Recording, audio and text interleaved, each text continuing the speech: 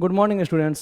तो आज हम पढ़ेंगे मैट्रिक्स का लेक्चर 16, जिसमें के सिन्हा का कुछ इंपॉर्टेंट फॉर्म सब अभी बचा हुआ था जो एग्जाम पैटर्न पे हमेशा क्वेश्चन आता है, वही अभी हम डिस्कस करेंगे। देखते हैं। जैसे यहाँ ये पहला क्वेश्चन है, थ्योरी बेस्ड क्वेश्चन है लेकिन काफ़ी इंपॉर्टेंट है ना। पूरा टोटली ये थ्योरी टाइप का क्वेश्चन है जो हमेशा एग्जाम में आता है। देखते हैं कैसे बनेगा। यहाँ पे लिखा हुआ है if A B and B A both are possible. अगर ए मल्टीप्लाई बी और बी मल्टीप्लाई ए दोनों पॉसिबल हो, है ना। ए और बी मैट्रिक्स है जिसमें ए मल्टीप्लाई बी भी कर सकते हैं और बी मल्टीप्लाई ए भी कर सकते हैं। अगर दोनों पॉसिबल है तो हमको प्रूफ करना है कि ए बी और बी जो मैट्रिक्स आएगा वो दोनों का दोनों स्क्वायर फॉर्म में ही आएगा, स्क्वायर मैट्रिक्स ही होगा। यही प्रूफ करना है, ठीक है। If A multiply B and B multiply A both are possible then prove that A B and B A both are square matrix, है ना। अगर ए मल्टीप्लाई बी और बी मल्टीप्लाई ए दोनों पॉसिबल है तो हमको प्रूफ करना है कि ए बी फॉर्म और बी ए फॉर्म जो मैट्रिक्स का बनेगा वो स्क्वायर मैट्रिक्स ही कहलाएगा, ठीक है। देखते हैं कैसे बनाएंगे। ये एक तरह से थ्योरम है, उसी को हम प्रूफ कर रहे हैं। तो मान लेते हैं ए कोई मैट्रिक्स है जिसका ऑर्डर दिया हुआ है m बाई एन, और बी कोई मैट्रिक्स है जिसका ऑर्डर दिया हुआ है मान लो p बाई क्यू। तो अगर पहले का थ्योरी पता है तो क्वेश्चन तो बनेगा, है ना। पहले का थ्योरी में हम बताए थे कि इफ ए मल्टीप्लाई बी, चलो लिख देते हैं, ए का ऑर्डर भी लिख देते हैं साथ में। ए का ऑर्डर है m बाई एन और b का ऑर्डर है p by Q is possible. अगर a मल्टीप्लाई b पॉसिबल है तो हम जानते हैं a मल्टीप्लाई b अगर पॉसिबल है तो इसका मतलब n इक्वल टू p होगा, है ना। हम पहले से जानते हैं कि a मल्टीप्लाई b अगर पॉसिबल है तो फर्स्ट मैट्रिक्स का नंबर ऑफ कॉलम्स और सेकेंड मैट्रिक्स का नंबर ऑफ रो बराबर होना चाहिए। थ्योरी में लिखवाए हैं दो मैट्रिक्स का मल्टीप्लाई जब भी पॉसिबल होगा तो फर्स्ट का नंबर ऑफ कॉलम और सेकेंड का नंबर ऑफ रो बराबर होगा, है ना। ठीक है। और जो फॉर्म आएगा मल्टीप्लाई करने के बाद, जो फॉर्म आएगा उसका ऑर्डर क्या होगा। देखो पहले का थ्योरी सब पता होगा ना तो क्वेश्चन तो बनेगा। तो जो भी पहले हम थ्योरी पढ़ाए थे पहले उसको देखो अच्छे से, तब तो अपने आप समझ में आएगा। ऐसा नहीं करना कि स्किप करके वीडियो देखना, कुछ नहीं समझ में आने वाला है। और टोटल अगर शुरू से देखते हो तो सब कुछ समझ में आएगा, ठीक है। तो ए मल्टीप्लाई बी कब संभव है, जब फर्स्ट का नंबर ऑफ कॉलम्स और सेकेंड का नंबर ऑफ रो बराबर हो, ठीक है। अब मल्टीप्लाई करने के बाद जो मैट्रिक्स फॉर्म आएगा उसका ऑर्डर क्या होता है, उसका ऑर्डर होता है फर्स्ट का रो और सेकेंड का कॉलम, यही होता है, ठीक है। ध्यान देना। इफ ए, अच्छा यहां क्वेश्चन में क्या कह रहा है कि ए बी और बी ए दोनों पॉसिबल है, तो ए मल्टीप्लाई बी तो तब पॉसिबल होगा जब n इक्वल टू पी होगा, फर्स्ट का नंबर ऑफ कॉलम और सेकेंड का नंबर ऑफ रो बराबर होगा, ये होगा, ठीक है। और जो मल्टीप्लाई करने के बाद जो फॉर्म बनता है उसमें हमेशा ऑर्डर क्या होता है, जो फर्स्ट का रो होता है और सेकेंड का जो कॉलम होता है वही मल्टीप्लाई करने के बाद जो फॉर्म बनता है उसका वो ऑर्डर होता है। क्या होता है ऑर्डर, ए का रो इसका रो और बी का कॉलम इसका कॉलम। मतलब आंसर का जो रो और कॉलम होता है वो फर्स्ट का रो और सेकेंड का कॉलम, वही लिखते हैं यहां ऑर्डर में, ठीक है। अच्छा फिर से बताना। अब कह रहा है क्वेश्चन में कि बी मल्टीप्लाई ए भी पॉसिबल है, बी मल्टीप्लाई ए भी पॉसिबल है। तो बी मल्टीप्लाई ए अगर पॉसिबल है तो हम कह सकते हैं ना इज पॉसिबल। कब पॉसिबल है, जब फर्स्ट का नंबर ऑफ कॉलम्स और सेकेंड का नंबर ऑफ रो बराबर हो। यहां पे भी देखो फर्स्ट का सेकेंड नंबर ऑफ कॉलम्स और सेकेंड का नंबर ऑफ रो बराबर था, तभी ये पॉसिबल हो सकता है। मल्टीप्लाई तभी पॉसिबल होता है जब फर्स्ट का नंबर ऑफ कॉलम सेकेंड का नंबर ऑफ रो बराबर हो, मतलब Q is equal to M हो, ये तभी पॉसिबल हो सकता है। और मल्टीप्लाई करने के बाद आंसर क्या आता है, हमेशा आंसर हमेशा जो फर्स्ट का रो होगा वही इसका भी रो होगा और जो सेकेंड का कॉलम होगा वही आंसर का भी कॉलम होगा, ठीक है। हाँ तो यहां से हम लोग क्या क्या समझे, यहां से हम समझे कि n इजक्वल टू पी है और q इजक्वल टू m है ना। यहां दो इक्वेशन हमसे आया है कि अगर a मल्टीप्लाई b पॉसिबल है तो n इजक्वल टू p होना चाहिए, और जब b मल्टीप्लाई a भी पॉसिबल है तब पर भी तो फर्स्ट का नंबर ऑफ कॉलम सेकेंड का नंबर ऑफ रो बराबर होगा, ठीक है। और आंसर जो आया है तुम्हारा ए बी, है ना, ए बी इसका ऑर्डर है m बाई क्यू। तो ध्यान देना क्वेश्चन में तो m इक्वल टू क्यू आया है ना। सेकेंड इक्वेशन से m इक्वल टू क्यू है, इसका मतलब हम इसको लिख सकते हैं, m के जगह हम q लिख सकते हैं, चाहे q के जगह m लिखेंगे, m बाई m, क्योंकि m इक्वल टू क्यू हम जानते हैं सेकेंड इक्वेशन से। तो देखो तो स्क्वायर फॉर्म में आया, जो रिजल्ट आया उसका ऑर्डर स्क्वायर फॉर्म में आ गया। और फिर b मल्टीप्लाई a का जो फॉर्म बना था आंसर में, इसका ऑर्डर क्या आया था, फर्स्ट का रो सेकेंड का कॉलम यही होता है, p बाई n। तो देखो तो p और n बराबर है, यहां से है फर्स्ट इक्वेशन से p और n बराबर है, p इक्वल टू n। तो हम यहां n बाई n भी लिख सकते हैं, क्योंकि p के जगह हम n पुट कर सकते हैं, क्योंकि p इक्वल टू n है। तो ये भी स्क्वायर फॉर्म में आ गया, ये भी स्क्वायर फॉर्म में आ गया, यही प्रूफ करना था।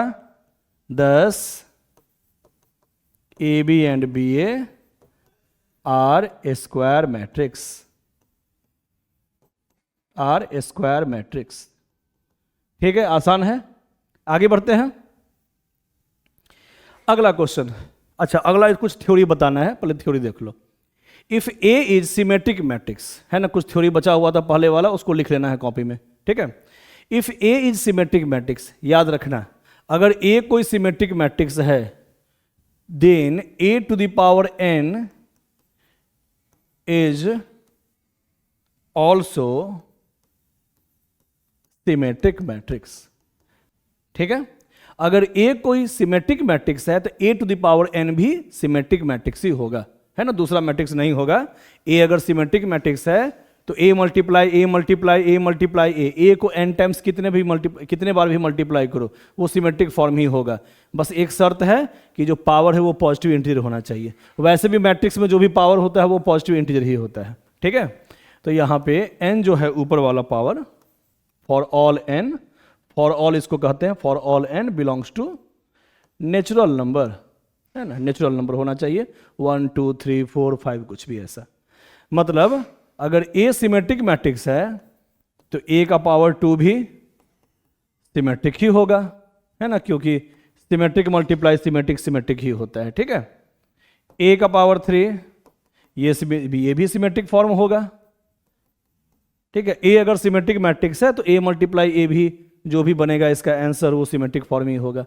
A मल्टीप्लाई A ये भी सिमेट्रिक मैट्रिक्स ही होगा। A को 4 टाइम्स मल्टीप्लाई करो वो भी सिमेट्रिक होगा। A को कितने भी बार मल्टीप्लाई करो, है ना, वो सिमेट्रिक फॉर्म ही होगा। इसको याद रखना है। Next point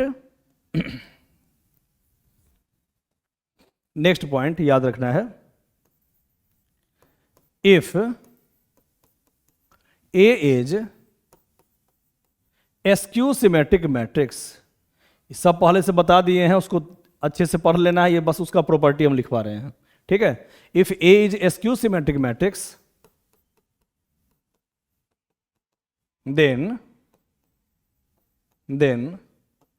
A to the power 2n, 2n का मतलब इवन पावर, ध्यान देना, A का पावर इवन, है ना, इवन टाइम्स 2 मल्टीप्लाई n मतलब even power, is symmetric matrix, है ना। ध्यान देना बात पे कि अगर A स्क्यू सिमेट्रिक मैट्रिक्स है ना, तो A को अगर A से इवन टाइम से मल्टीप्लाई करेंगे, 2n का मतलब क्या हुआ, इवन पावर, मतलब A का पावर 2, A का पावर 4, A का पावर 6, कुछ इस टाइप का। तो A का पावर जब भी इवन टाइम से देंगे तो स्क्यू मैट्रिक्स को अगर स्क्यू मैट्रिक्स से मल्टीप्लाई करते हैं इवन टाइम्स तो वो सिमेट्रिक मैट्रिक्स बन जाता है। एसक्यू सिमेट्रिक मैट्रिक्स को अगर इवन टाइम्स उसी मैट्रिक्स से मल्टीप्लाई करेंगे तो वो सिमेट्रिक मैट्रिक्स बन जाएगा, याद रखना। First points.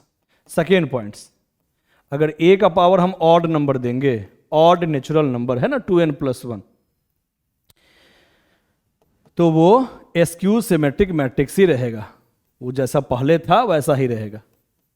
क्या क्या बताए हैं प्रॉपर्टी, अगर A कोई एसक्यू सिमेट्रिक मैट्रिक्स है तो A का पावर अगर इवन नंबर होगा, इवन नेचुरल नंबर, तो वो सिमेट्रिक मैट्रिक्स बन जाएगा, और A का पावर अगर ऑड नेचुरल नंबर होगा तो वो एसक्यू सिमेट्रिक मैट्रिक्स ही रहेगा।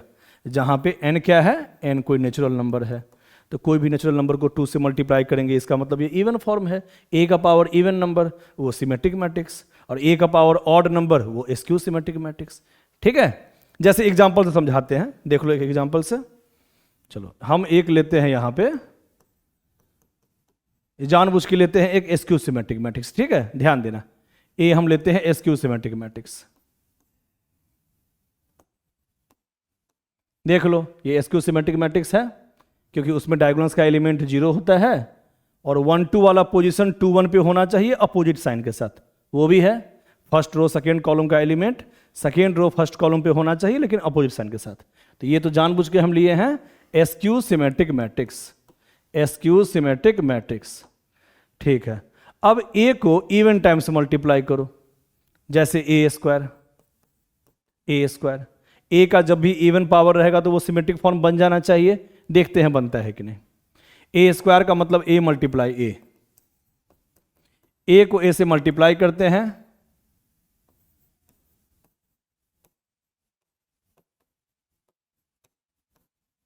हाँ रो से कॉलम वाइज करो, इससे इसमें करो, 0 -4 हो जाएगा, इससे इसमें मल्टीप्लाई करो, 0 × -2 0 प्लस -2 × 0 0, तो 0 + 0 0, ठीक है। हाँ फर्स्ट रो से फर्स्ट कॉलम में किए हैं यहां लिखे हैं, फर्स्ट रो से सेकेंड कॉलम में किए हैं यहां लिखे हैं। अब सेकेंड रो से तो नीचे लिखेंगे, सेकेंड रो में, सेकेंड रो से फर्स्ट कॉलम में करेंगे, 2 × 0 0 प्लस 0 × 2 0। अब इससे इसमें करो तो हो जाएगा -4 + 0 -4, देख लो इससे इसमें किए हैं तो -4 + 0 -4। अब देखो ये सिमेट्रिक फॉर्म है कि नहीं। सिमेट्रिक फॉर्म्स का मतलब होता है 1 2 वाला 2 1 पे होना चाहिए, सेम टू सेम, तो यहां तो आ ही गया। नहीं तो हम जानते हैं सिमेट्रिक का मतलब एक और होता है, क्या होता है कि इसका ट्रांसपोज करने पे फिर से वही आ जाएगा। तो -4 0 फर्स्ट रो है, उसको फर्स्ट कॉलम में लिखेंगे तो -4 0 सेम ऐसा ही दिखेगा, और सेकेंड रो को अगर सेकेंड कॉलम में लिखते हैं फिर से वही दिखेगा। मतलब इसका ट्रांसपोज भी करेंगे तो फिर से वही आएगा, मतलब ये सिमेट्रिक आ गया। और सिमेट्रिक देखने का सबसे बढ़िया तरीका क्या होता है, डायगोनल्स के इधर वाला एलिमेंट बराबर होना चाहिए। और एसक्यू में क्या होता है, डायगोनल्स के इधर वाला एलिमेंट बराबर तो होना चाहिए लेकिन अपोजिट साइन के साथ होना चाहिए, है ना। तो यहां तो अपोजिट साइन था तो ये एसक्यू सिमेट्रिक मैट्रिक्स था, लेकिन एसक्यू सिमेट्रिक मैट्रिक्स को इवन टाइम्स मल्टीप्लाई किए हैं तो वो बन गया सिमेट्रिक मैट्रिक्स, है ना। तो ये सब जो भी पॉइंट लिखवा रहे हैं ऑब्जेक्टिव के लिए बहुत इंपॉर्टेंट है, जो भी क्वेश्चन आएगा कंपटीशन का ऑब्जेक्टिव उससे बहुत काम देगा, ठीक है। आगे बढ़ते हैं, नेक्स्ट पॉइंट, ये सब इंपॉर्टेंट पॉइंट सब इसको याद रखना है। एग्जाम्पल से समझो, जैसे ए कोई मैट्रिक्स है जो कि 0 मैट्रिक्स भी है और स्क्वायर मैट्रिक्स भी है ना, स्क्वायर के फॉर्म में है, ऑर्डर 2x2 है, जितना रो उतना ही कॉलम, इसका मतलब स्क्वायर मैट्रिक्स भी है, और सारा एलिमेंट 0 है, इसका मतलब 0 मैट्रिक्स भी है। तो एक 0 स्क्वायर मैट्रिक्स ही, जो 0 मैट्रिक्स भी हो और स्क्वायर मैट्रिक्स भी हो, वही एक ऐसा मैट्रिक्स होता है जो सिमेट्रिक मैट्रिक्स भी कहलाता है और एसक्यू सिमेट्रिक मैट्रिक्स भी कहलाता है। ये जो मैट्रिक्स है वो 0 मैट्रिक्स भी है और सॉरी है ना, 0 मैट्रिक्स भी है और स्क्वायर मैट्रिक्स भी है ना। ये जो मैट्रिक्स है वो 0 मैट्रिक्स भी है, नल मैट्रिक्स भी है और स्क्वायर मैट्रिक्स ही है। तो ये जो मैट्रिक्स है वो सिमेट्रिक फॉर्म को भी रिप्रेजेंट करता है और एसक्यू सिमेट्रिक मैट्रिक्स को भी रिप्रेजेंट करता है, ठीक है। ये सिमेट्रिक मैट्रिक्स भी है और एसक्यू सिमेट्रिक मैट्रिक्स भी है। अगर इसका ट्रांसपोज करेंगे तो ये इसी के बराबर हो जाएगा। तो AT = A भी लिख सकते हैं और AT = -A जो एसक्यू सिमेट्रिक मैट्रिक्स में होता है वो भी लिख सकते हैं, क्योंकि सारा एलिमेंट ही 0 है। तो सारा एलिमेंट जब 0 रहेगा तो यहाँ वाला बराबर भी कह सकते हो, यहाँ वाला अपोजिट साइन के साथ भी बराबर कह सकते हो, है ना। क्योंकि ट्रांसपोज में क्या होता है, 1 2 वाला 2 1 पे तो होना चाहिए लेकिन माइनस के साथ होना चाहिए। तो तुम 0 का अपोजिट साइन क्या होता है, -0, तो 0 - 0 तो सेम होता है। तो इसको तुम सिमेट्रिक भी कह सकते हो और एसक्यू सिमेट्रिक भी कह सकते हो, ठीक है। तो यही एक ऐसा मैट्रिक्स है जो 0 मैट्रिक्स भी हो और स्क्वायर मैट्रिक्स भी हो, उसको हम लोग सिमेट्रिक मैट्रिक्स भी कहते हैं और एसक्यू सिमेट्रिक मैट्रिक्स भी कहते हैं। याद कर लेना है, ठीक है। बहुत इंपॉर्टेंट फॉर्म है, एग्जाम में हमेशा आता है, ठीक है। और इसका हम फॉर्मूला तुम लोगों को लिखवा दिए हैं पहले, ठीक है। इसमें क्या कह रहा है क्वेश्चन में, पहले क्वेश्चन पर हो ध्यान से ध्यान देना। क्या है क्वेश्चन, इफ A = 3/3 का एक मैट्रिक्स दिया हुआ है, then write A matrix as the sum of symmetric matrix and skew symmetric matrix. क्या कह रहा है, ए जो मैट्रिक्स यहां पे दिया हुआ है उसको सम के रूप में लिखना है, sum of symmetric matrix plus skew symmetric matrix. ये बोर्ड एग्जाम में हमेशा पूछता है, चाहे बिहार बोर्ड हो या सीबीएसई हो या कोई भी स्टेट बोर्ड हो, ठीक है। ये फॉर्म हमेशा आता है एग्जाम में कि ए को ही रिप्रेजेंट करना है, हाँ, लेकिन ये स्क्वायर फॉर्म में ही होना चाहिए, वो तो होगा ही। ए अगर स्क्वायर फॉर्म में रहेगा तभी सिमेट्रिक फॉर्म बन सकता है या एसक्यू सिमेट्रिक फॉर्म बन सकता है ना। तो हमको यहाँ पे ए को दो पार्ट में लिख के बताना है। पहला उसका जो मैट्रिक्स बनेगा वो सिमेट्रिक होना चाहिए, और प्लस दूसरा जो मैट्रिक्स बनेगा वो एसक्यू सिमेट्रिक मैट्रिक्स होना चाहिए, ठीक है। तो इसका फॉर्मूला हम लिखवाए थे वैसे कि सिमेट्रिक का मतलब यहां लिख देना है a प्लस ए टी का हाफ, और यहां लिख देना है a माइनस ए टी का हाफ, क्योंकि हम पहले पढ़ा चुके हैं कि कोई भी स्क्वायर मैट्रिक्स में उसके ट्रांसपोज को अगर जोड़ दिया जाए तो वो सिमेट्रिक फॉर्म को ही रिप्रेजेंट करता है ना। कोई भी स्क्वायर मैट्रिक्स में उसके ट्रांसपोज को जोड़ दिया जाए तो वो सिमेट्रिक मैट्रिक्स बन जाता है, और सिमेट्रिक मैट्रिक्स को अगर 1/2 से मल्टीप्लाई करते हैं तो वो सिमेट्रिक ही रहता है। सिमेट्रिक को अगर कोई कांस्टेंट से मल्टीप्लाई करेंगे तो वो सिमेट्रिक फॉर्म ही रहेगा। और हम ये भी बताए हुए हैं कि कोई भी स्क्वायर मैट्रिक्स में उसके ट्रांसपोज को माइनस कर दिया जाए तो वो एसक्यू सिमेट्रिक मैट्रिक्स बन जाएगा, और कोई कांस्टेंट से मल्टीप्लाई करेंगे तब पर भी नेचर वही रहेगा। जो पहले से अगर एसक्यू है तो एसक्यू ही रहेगा, और पहले से अगर सिमेट्रिक है तब पर भी हाफ से मल्टीप्लाई करेंगे वो सिमेट्रिक ही रहेगा। तो हाफ से इसलिए मल्टीप्लाई किए हैं क्योंकि हाफ से मल्टीप्लाई करने के बाद ये हाफ ए टी प्लस में, ये हाफ ए टी माइनस में, और half A plus half A is equal to A आएगा। अगर यहाँ हाफ से मल्टीप्लाई नहीं करते तो ये 2a आ जाता है, लेकिन a को ही दो पार्ट में रिप्रेजेंट करना है। तो ये फॉर्मूला में हम तुम लोग को बता चुके हैं, ये पहले हम ये बता चुके हैं हाफ क्यों लिखते हैं, क्योंकि हाफ नहीं लिखेंगे तो a प्लस ए 2a आ जाएगा, लेकिन a को ही ना दो पार्ट में करना है ना। तो ये सिमेट्रिक फॉर्म होता है, ये एसक्यू सिमेट्रिक फॉर्म होता है। और हम पहले से जानते हैं सिमेट्रिक मल्टीप्लाई एनी कांस्टेंट भी सिमेट्रिक ही होता है, और एसक्यू मल्टीप्लाई एनी कांस्टेंट भी एसक्यू ही होता है। तो हाफ से मल्टीप्लाई अगर नहीं करते तो इसका क्या मतलब होता है, तुम ही लोग बताओ।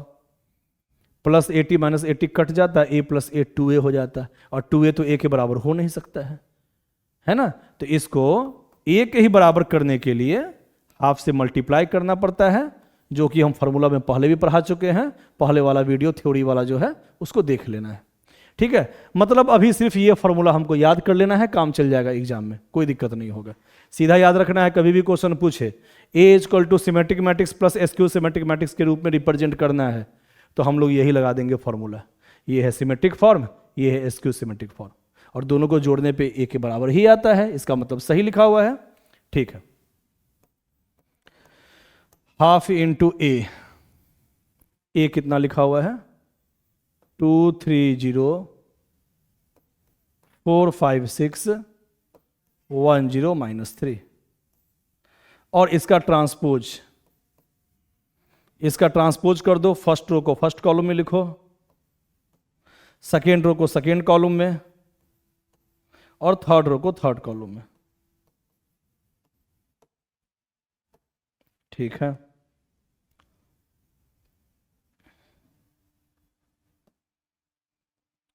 Plus half into A minus A T, है ना, इसी को ले लेते हैं।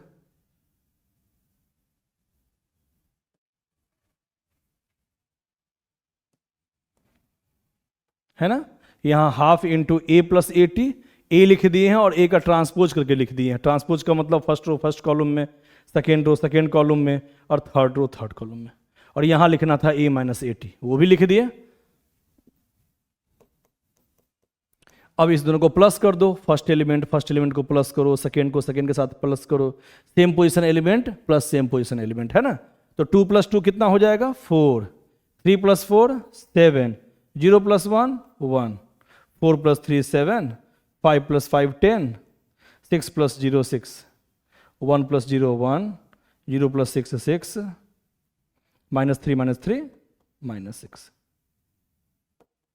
प्लस हाफ इंटू, अब इसमें से इसको माइनस करना है तो 2 - 2 0 हो जाएगा, 3 - 4 -1, 0 - 1 -1, 4 - 3 1, 5 - 5 0, और 6 माइनस 0 6, 1 माइनस 0 1, 0 माइनस 6 -6, और -3 माइनस माइनस +3, तो -3 + 3 0।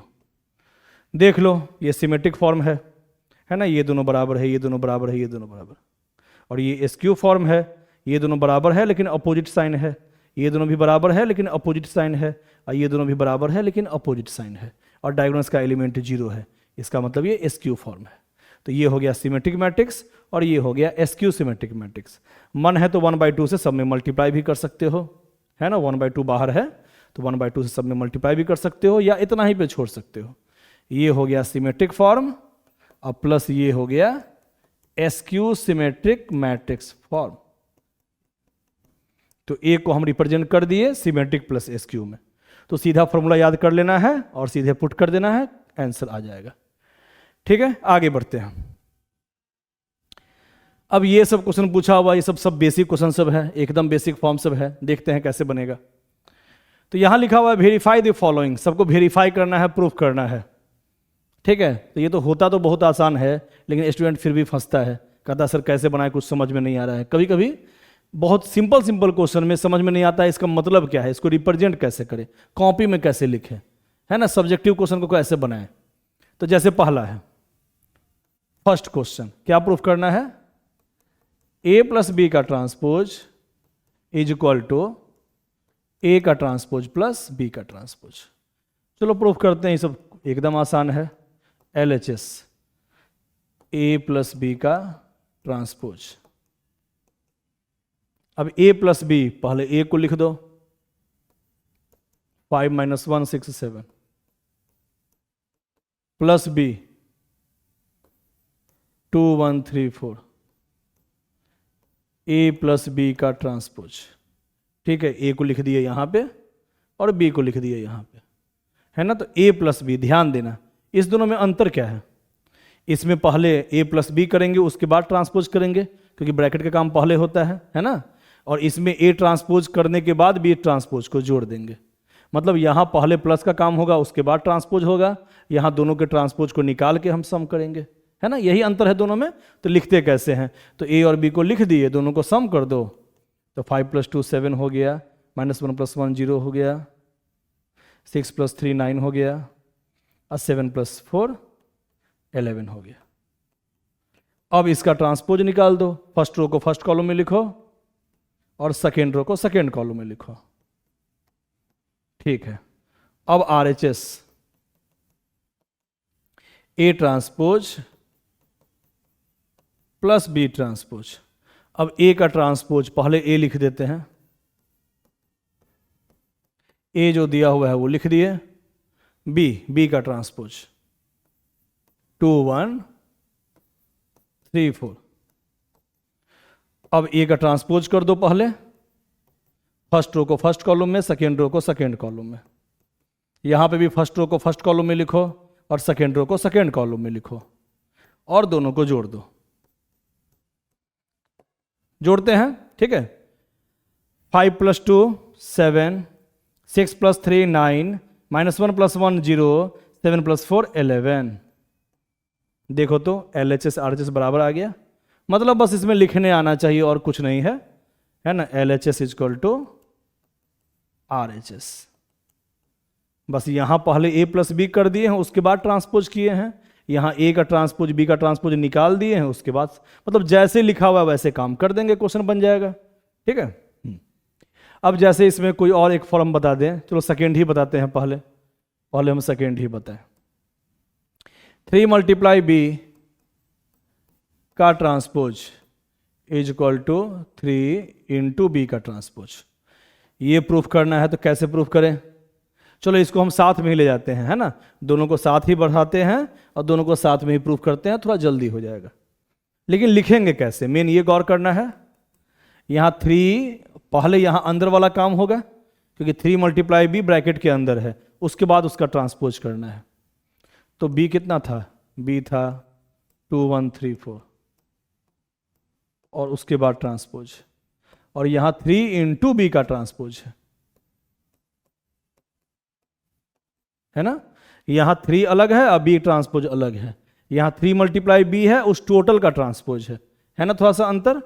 तो देखो ध्यान से, बी का वैल्यू यहाँ भी पुट कर दिए हैं अंदर में और यहाँ भी पुट कर दिए हैं बाहर में, तो 3 यहाँ अलग है और बी का ट्रांसपोज अलग।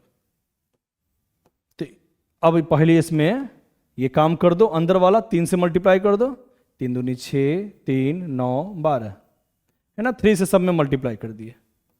यहाँ पहले ये काम होगा क्योंकि इसका ट्रांसपोज है ना 3 के मल्टीप्लाई में, तो पहले इसका ट्रांसपोज कर दो। तो फर्स्ट रो को फर्स्ट कॉलम में लिखो, सेकेंड रो को सेकेंड कॉलम में। अब इसका ट्रांसपोज करना था तो ट्रांसपोज कर दो, फर्स्ट रो को फर्स्ट कॉलम में, सेकेंड रो को सेकेंड कॉलम में। यहां 3 से मल्टीप्लाई करना है सीधा क्योंकि ट्रांसपोज हम पहले ही कर चुके हैं। तो 6 9 3 12 देख लो आ गया बराबर दोनों साइड, है ना। LHS equal to RHS। ठीक है, आगे बढ़ते हैं, देख लो बढ़िया से देख लो। तो यहाँ 3 से पहले बी में मल्टीप्लाई कर दिए हैं, उसके बाद ट्रांसपोज निकाले हैं। यहाँ बी का ट्रांसपोज निकालने के बाद 3 से मल्टीप्लाई किए, है ना। यही सब अंतर सब देखना है ध्यान से। आगे बढ़ते हैं, एक क्वेश्चन और बताते हैं इसका, जैसे 5वां क्वेश्चन है, ध्यान देना। Question number 5, question number 5, A multiply B का transpose is equal to B transpose multiply A transpose. जैसे इसको प्रूफ करते हैं, चलो इसको बारी बारी से प्रूफ करेंगे। LHS को अलग, RHS को अलग। LHS में लिखा हुआ है A मल्टीप्लाई बी का ट्रांसपोज। तो पहले A को B से मल्टीप्लाई करना है, उसके बाद ट्रांसपोज करना है। तो A कितना लिखा हुआ है देखो, तो यहां पे यहां लिखा हुआ है 5 - 1 6 7 मल्टीप्लाई बी है 2 1 3 4। फिर इसका ट्रांसपोज करेंगे। तो मल्टीप्लाई कैसे करते हैं, फर्स्ट रो को फर्स्ट कॉलम से, फिर सेकेंड कॉलम से। ठीक है, करो, इससे ऐसे मल्टीप्लाई करो। तो 5 2 जा 10 -1 मल्टीप्लाई 3 -3, तो 10 - 3 7 हो गया। अब इससे ऐसे मल्टीप्लाई करो तो 5 - 4 1 हो गया। अब सेकेंड रो से फर्स्ट कॉलम में करो तो 12 + 21 कितना हो गया, है ना। सेकेंड रो से फर्स्ट कॉलम में करो तो 12 + 21 कितना हो गया 33, है ना। 6 दूनी 12 + 21 33। अब सेकेंड रो से सेकेंड कॉलम में करो, 6 + 28 34 34, है ना। सबको मल्टीप्लाई करने आता है। पहले इस दोनों से इस दोनों में करते हैं, बीच में सम का काम करते हैं, प्लस का काम, फिर इससे इसमें करते हैं, बीच में प्लस करते हैं। तो 5 अब प्लस -4 प्लस माइनस माइनस हो जाता है, तो 5 - 4 1 लिख दिए। अब सेकेंड रो से फर्स्ट कॉलम में किए हैं, तो 12 + 21 33।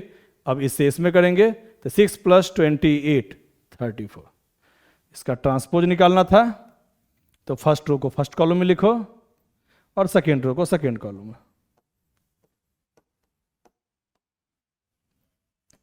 अब देखते हैं RHS। बी का ट्रांसपोज इंटू ए का ट्रांसपोज,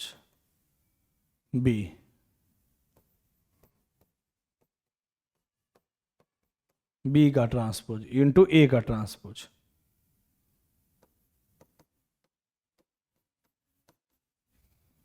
ठीक है, हाँ, इसका ट्रांसपोज कर दो। फर्स्ट रो को फर्स्ट कॉलम में लिख दो, सेकेंड रो को सेकेंड कॉलम में लिखो। मल्टीप्लाई दिस फॉर्म, इसका भी ट्रांसपोज करना है पहले, सेकेंड रो को सेकेंड कॉलम में। चलो ठीक है, अब मल्टीप्लाई करना है, फर्स्ट रो को फर्स्ट कॉलम से करो तो 10 - 3 7 ही आएगा। फिर फर्स्ट रो को सेकेंड कॉलम से, तो 12 + 21 33। फिर सेकेंड रो से फर्स्ट कॉलम में 5 - 4 1। अब इससे इसमें करेंगे तो 6 + 28 34। देख लो बराबर है ना। तो यहां पहले ए से बी को मल्टीप्लाई किए हैं, फिर ट्रांसपोज निकाले हैं। यहां बी का ट्रांसपोज पहले निकाले हैं, फिर ए का ट्रांसपोज निकाल के मल्टीप्लाई कर दिए, है ना। ये थ्योरम भी है, ये इसका हम लोग जानते हैं थ्योरम पहले से। ट्रांसपोज में हम पढ़ाए थे प्रॉपर्टी में कि ए मल्टीप्लाई बी का ट्रांसपोज क्या होता है, B transpose into A transpose होता है। वही एक तरह से यहां प्रूफ दिया हुआ है, तो प्रूफ हो गया, यहां वेरीफाई कर लिए। ठीक है, तो सब वैसा ही क्वेश्चन सब दिया हुआ है, आराम से बन जाएगा। ठीक है, आगे बढ़ते हैं। ये पहले वाला क्वेश्चन है, ये बता चुके हैं। चलो एक बना के दिखाओ हमको। ये पहले से हम बता चुके हैं तुम लोग को कैसे बनता है, दिमाग लगाओ थोड़ा सा।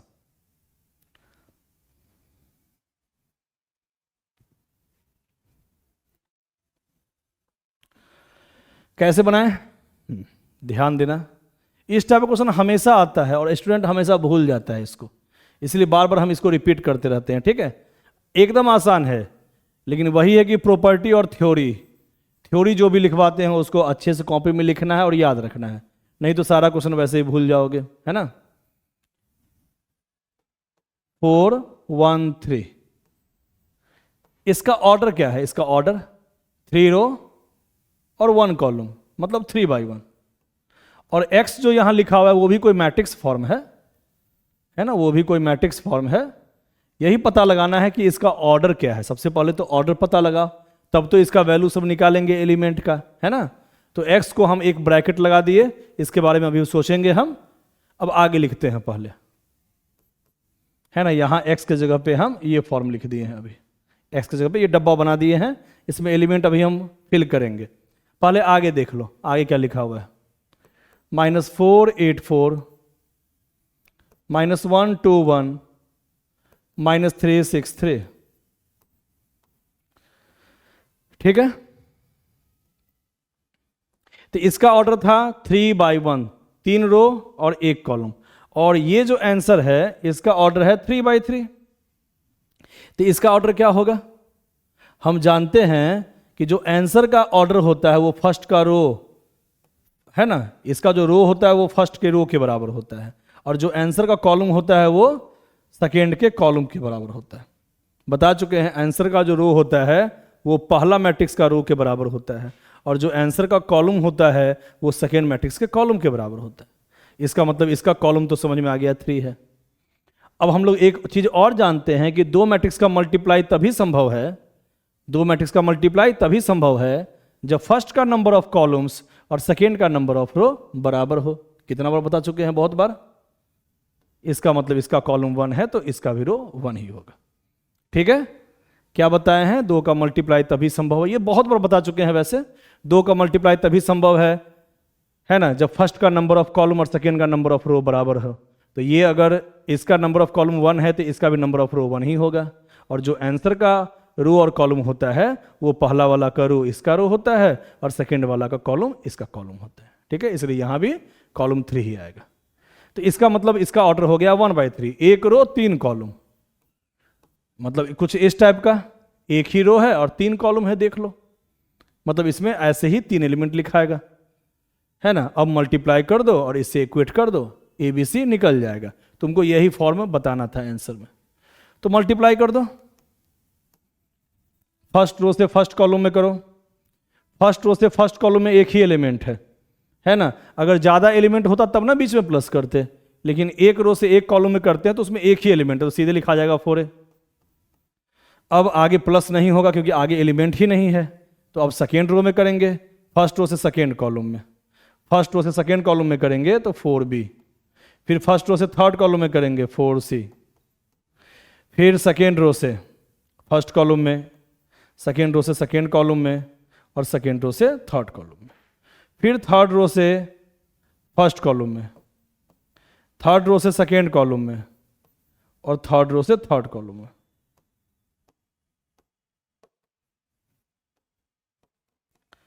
अब बस इक्वेट कर देना है। ठीक है, दोनों साइड अब हम लोग को इक्वेट कर देना है, ABC का वैल्यू निकाल लेना है। तो ABC का निकालने का तरीका बहुत हो सकता है, या तो ये वाला को इक्वेट करो या तो इसको इक्वेट करो सामने सामने, सेम पोजीशन।